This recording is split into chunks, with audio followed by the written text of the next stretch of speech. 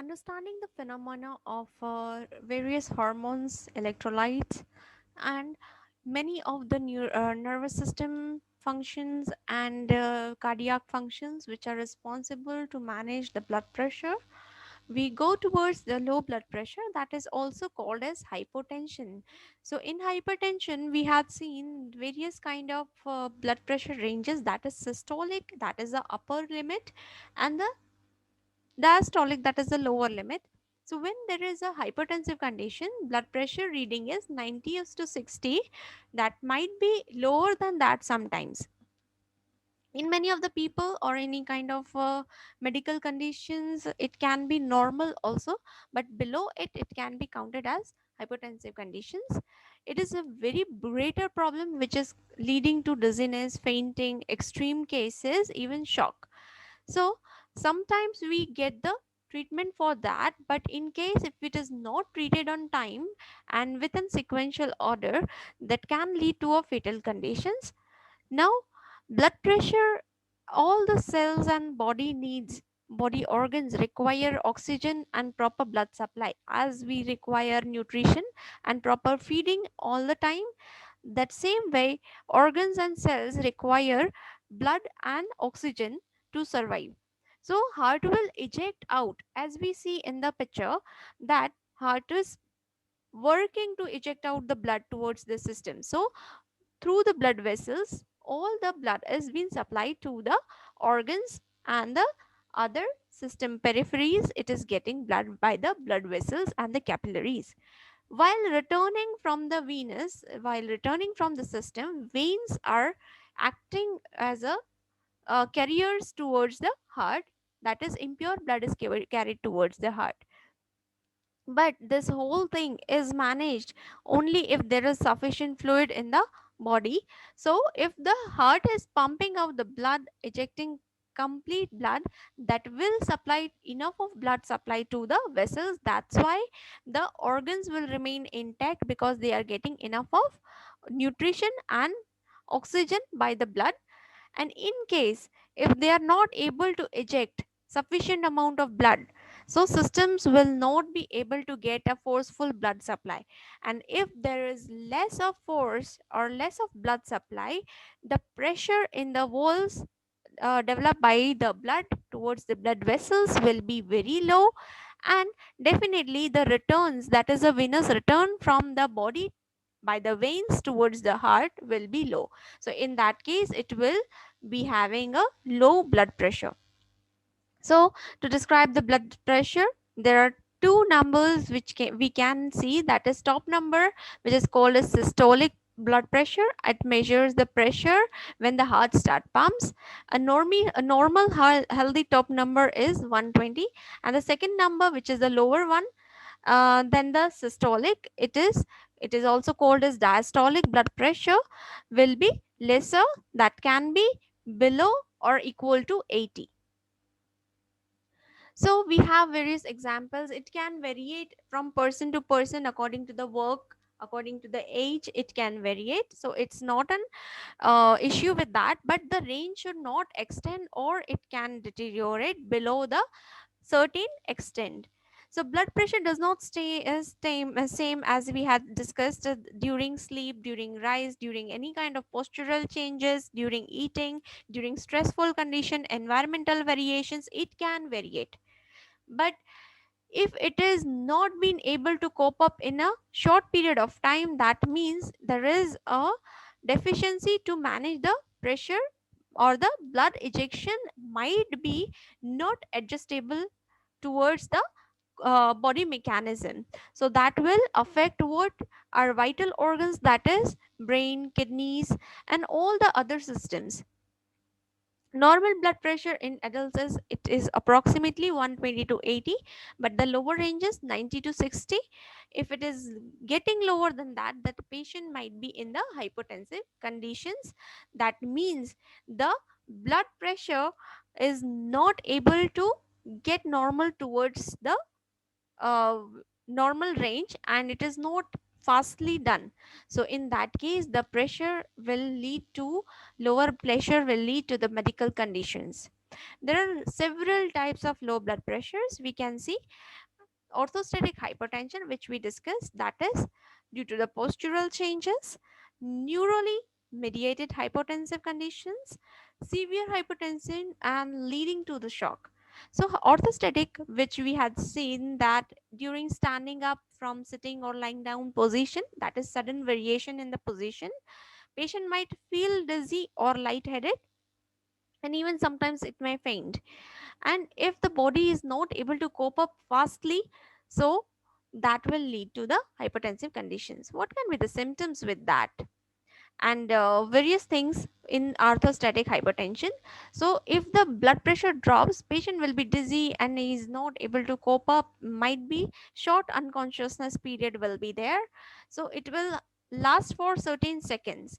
The person may need to sit or lie down to manage it, even though it is not able to sustain again, it is not coming back to normal situation. That means patient might be in the medical emergency situations. A form of orthostatic hypertension is also called as postprandial hypertension. That is sudden drop in the blood pressure after the meal.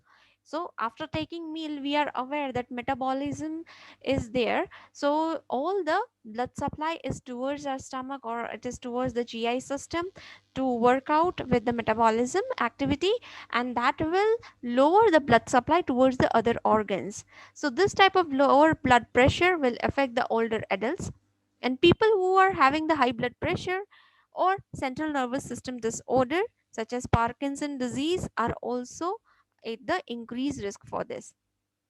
Even Parkinson disease, we are aware that it is a brain disorder due to the dopaminic disruption, and it will lead to the shaking, tremors, and difficulty in walking. Gait cannot be managed, and even coordination is not there. In case of neurally mediated hypertension, that is the second type, blood pressure drops after being standing for a longer period of time.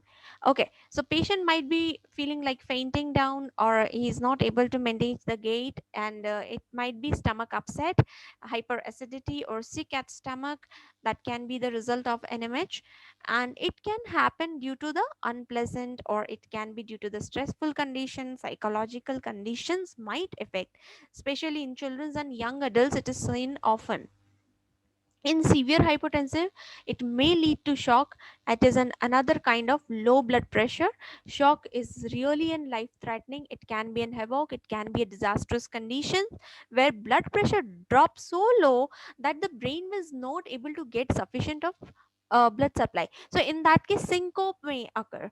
So if syncope means lack of consciousness for certain period of time and loss of consciousness, so if brain is not working, so definitely the other organs will also somewhere will be stalled with their function. So the vital organs cannot get enough blood to work well, and that is why the blood pressure drops much lower in shock, and it is an other type of hypertensive which can be fatal. So examples which will include that the factors will cause to shock are like infection, burns, allergic conditions, any kind of trauma, or any kind of poisoning. It may lead to shock. What can be the symptoms? So blurry vision, confusion, dizziness or lightheadedness, fatigue, nausea, like feeling like vomiting, sleepiness, weakness is there. We may feel that we are going to faint, or actually we faint. Symptoms with the hypertension, you should sit or lie down. That means resting position should be taken immediately, so that will make you feel better, and even rise the feet at your heart level, so you can manage the um, return. Venous return can be managed, so blood can return back from the venous supply towards the heart. That can again manage the conditions. Okay, if we have low blood pressure caused by the shock, loss of consciousness, what we talked, syncope can be there. It can be fatal if it is not correctly treated.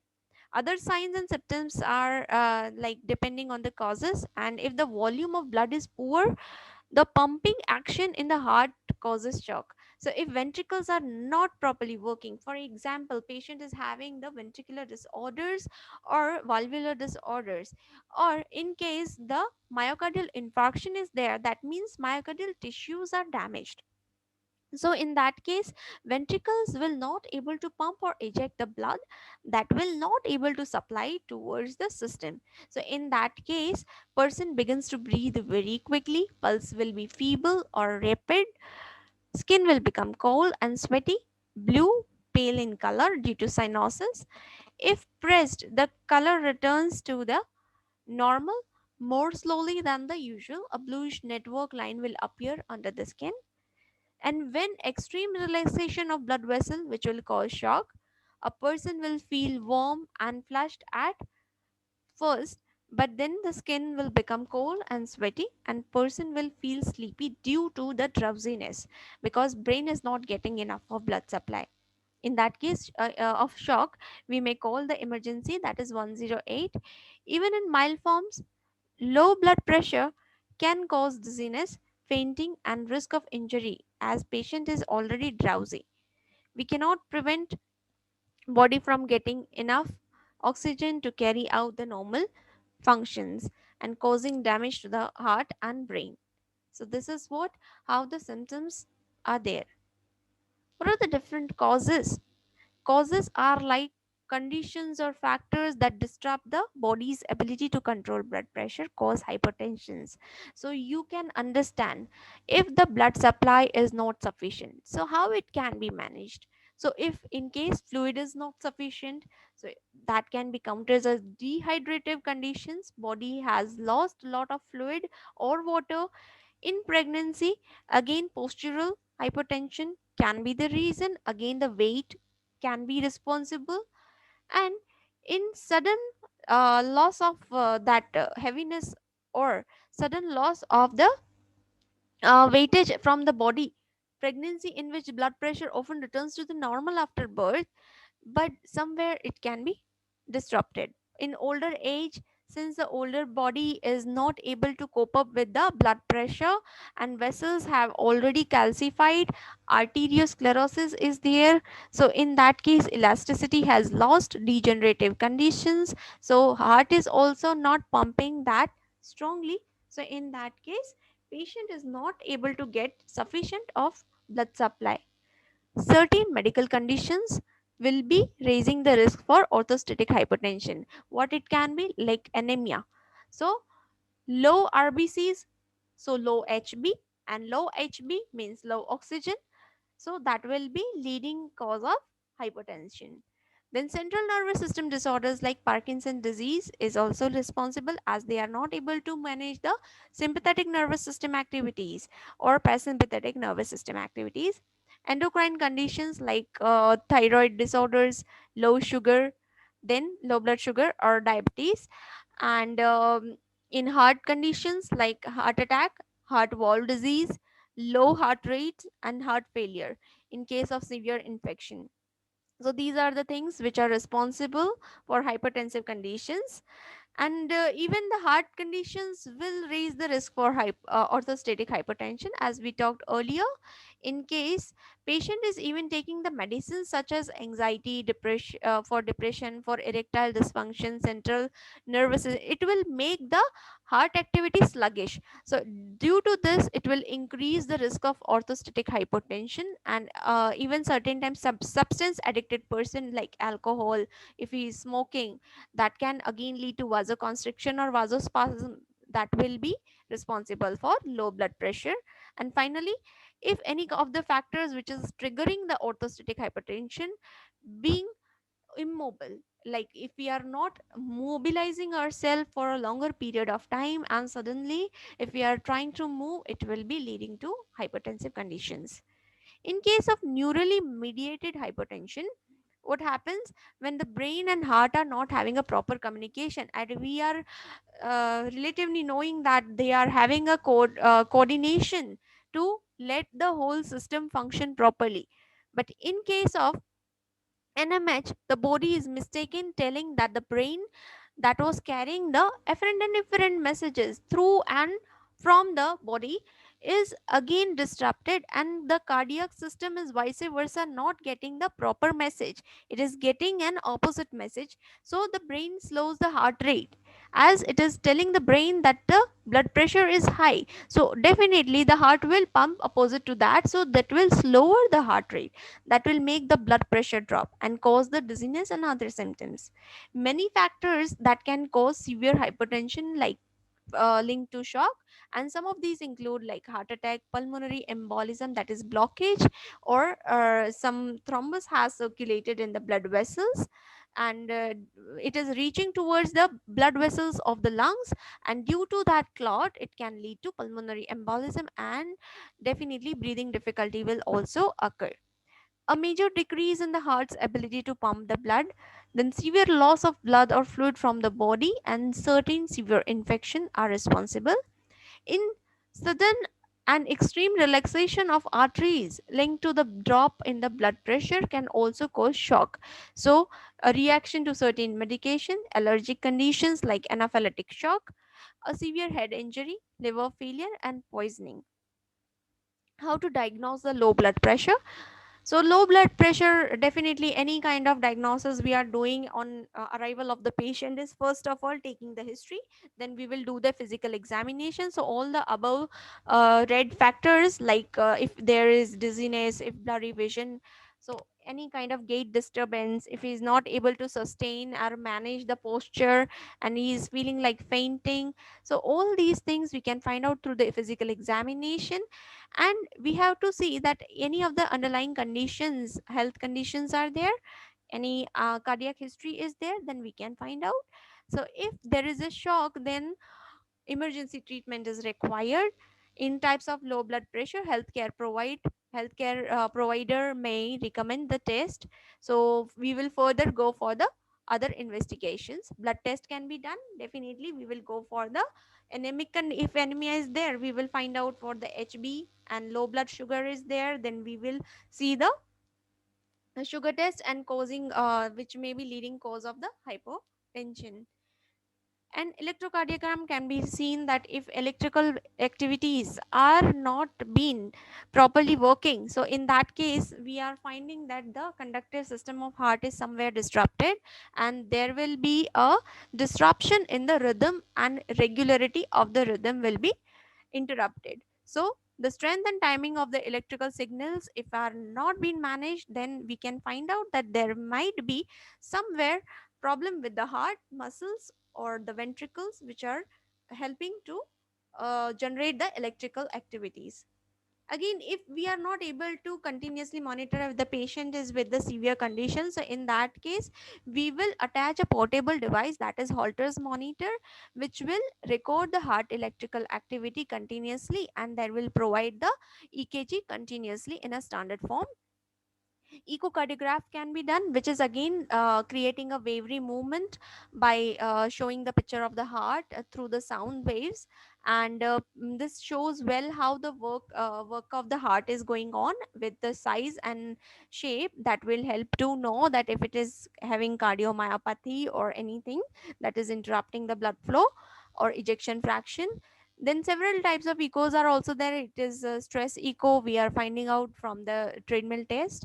And then next is, if the heart problems are easier to diagnose when our heart is working hard and beating fast during that test, we are doing the stress testing, we will make to exercise and given medications if unable to tolerate or make the heart work with the exercise.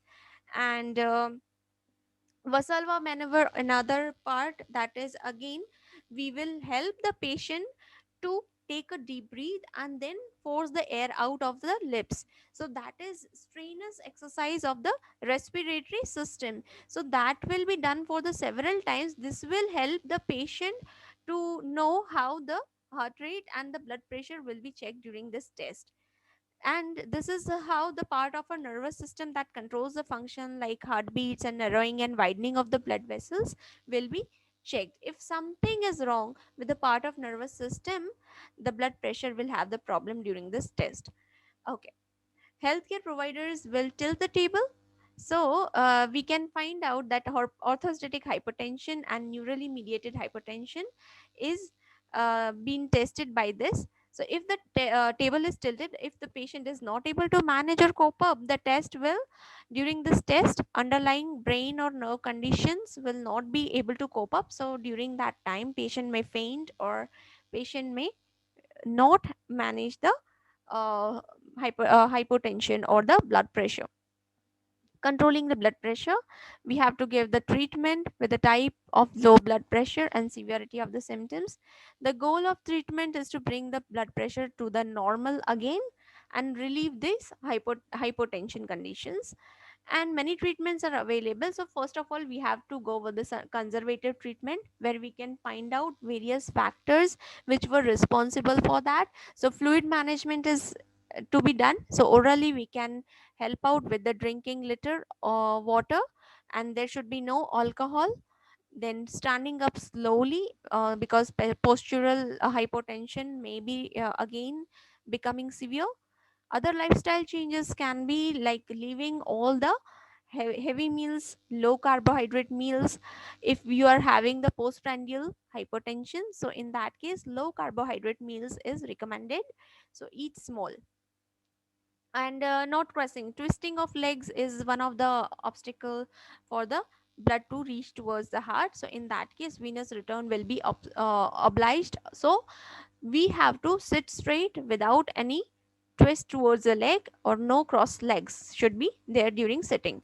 Slowly increasing the amount of time, so make the mobilize the patient. So not only lying down position, but also mobilizing sitting positions is to be enhanced. We have to talk with the healthcare provider for using the compression stock. So if the patient is lying down for a longer period, deep vein thrombosis does not occur, and this will helps to manage the elasticity of the blood vessels also, and pressure over the blood vessels. So if there is dilatation of blood vessels occurring without the stockings, that can be avoided, and it will help to move the blood patently from the blood vessels towards the heart. In neurally mediated hypertension, what we can do is avoid the situations or the symptoms that are been triggering the conditions, and no standing for longer period, and plenty fluids has to be provided. Increasing the salt intake, that will again retain the sodium, will retain the fluid inside the cells.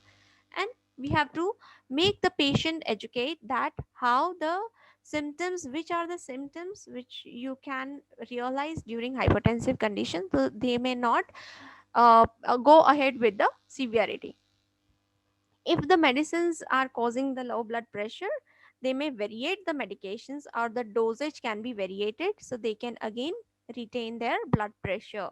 So we have to have the treatment for the shock is very necessary. So how we can manage, the goal is to treat the shock. So what we can do, restore the blood flow to the organs quickly as possible, and prevent the organ damage is a major goal. And we have to find out the cause of the shock. Okay, and we have to revert it. Blood and special fluids are put in the bloodstreams to restore the blood flow to the organs. Medicines are also helped out, so that can be increasing or enhancing the heartbeat. Depending on the cause of shock, and other treatments such as antibiotic or surgery may be needed. So overall, we can know now, we can summarize that low blood pressure or hypertension is when the blood pressure reading is lower than the 90 by 60, and these problems can lead to symptoms like dizziness and fainting, and it has to be treated. If it is not correctly treated, it may lead to shock, which can be fatal, and this has to be treated with severity of symptoms. Goal is to return the blood pressure to the normal, and lastly, underlying conditions has to be stopped. And overall, we have to treat the blood pressure, and we can take the steps to prevent the limit the symptoms such as dizziness and faintingness. Thank you.